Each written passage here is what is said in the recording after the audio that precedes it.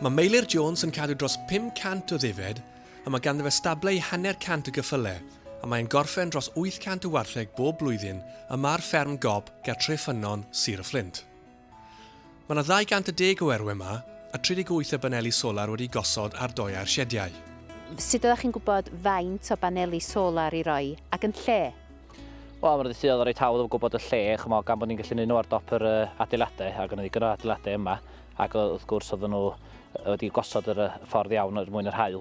A wedyn, oedd y penderfyniad reit syml, ac oedd y sums yn gweithio, bod y taliad yn dod yn dol o fewn 7 mlynedd, so felly o'n i'n meddwl dwy waith i gwir am amdani. Newch chi glira'r sums wrthau?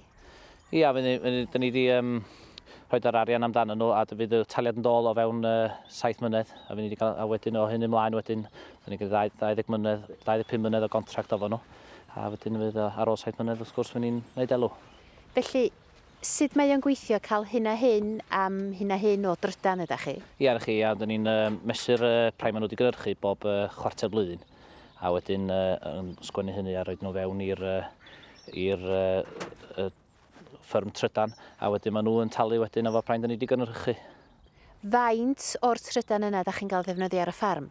Wel, o ddeutu da ni efo nhw wan, da ni'n defnyddio ta hanner ar y ffarm lle. Wrth gwrs, yn y dydd mae da ni'n cael y mantes, so be da ni'n trio wneud ydy cynnesu dŵr a pethau'r tŷ tra bod yr gole'r haul ar y solarau pennau.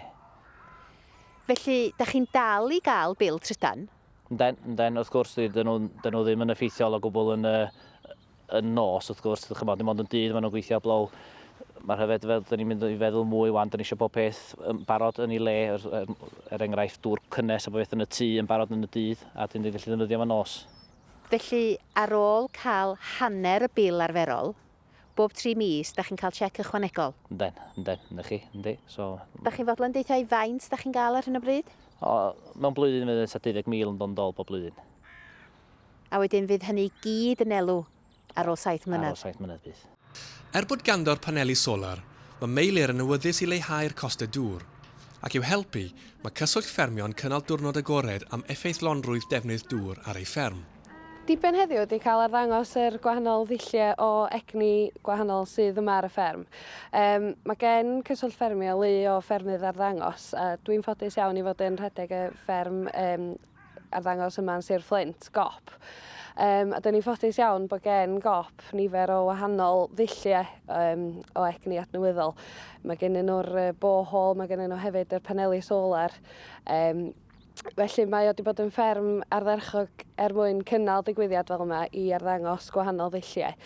Mwyn annog ffermwyr i edrych fewn i be ydy'r potential sydd gen nhw ar ei ffermydd eu hunain. Mae Meilir wedi elwa o'r 80% trwy'r cynllun fferm gyfan. A wedyn, wwan mi fyddwn ni yn ceisio gweithio hefo Meilir i sicrhau fod y gwaith ar yr ochr ddŵr yma yn parhau a mynd i fod yn llwyddiannus iawn. Mae niferoedd y stoc sydd yma'n GOP yn golygu bod nhw'n defnyddio lot o ddŵr lle. A wedyn, da ni'n gobeithio byddwn ni'n gallu cwblhau'r prosiect borehole yma. Heddiw, mae gennym ni David Harris o EDAS sydd yn edrych yn fwy penodol ar yr ochr ddŵr. A wedyn mae gennym ni Patricia Stebbings hefyd sydd wedi gwneud y gwaith ymchwil yma hefo Meilir. Wedyn mae Patricia wedi medru rhoi ychydig o gefndir i'r gwaith sydd wedi bod ymlaen yma rhai blynyddoedd bellach i sicrhau fod y prosiectau yma'n gweithio. Un sydd yma'n cynghori heddi ydy David Harris, uwch ymgynghorydd gydag EDAS.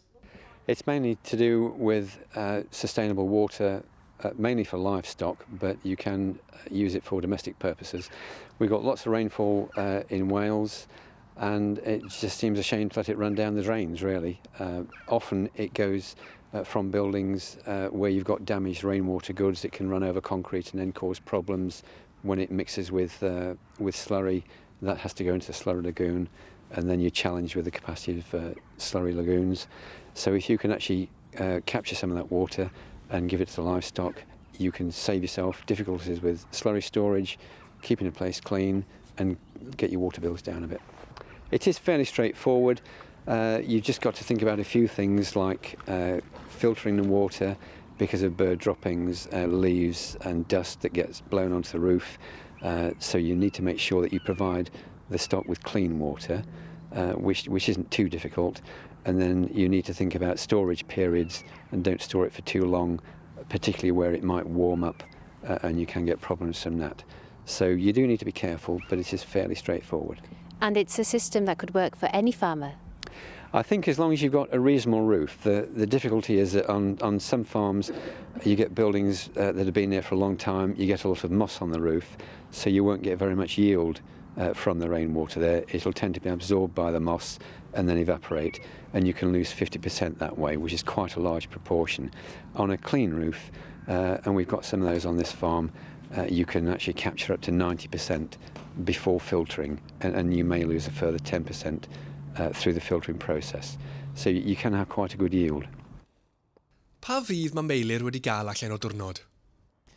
Mae rhywun yn dysgu, mae rhywun cael rhywun i ganolbwyntio ar ffordd i safio pres efo enghraifft dŵr, wrach cael dŵr o'r siediau sy'n ni'n gallu gael i'r gwartheg.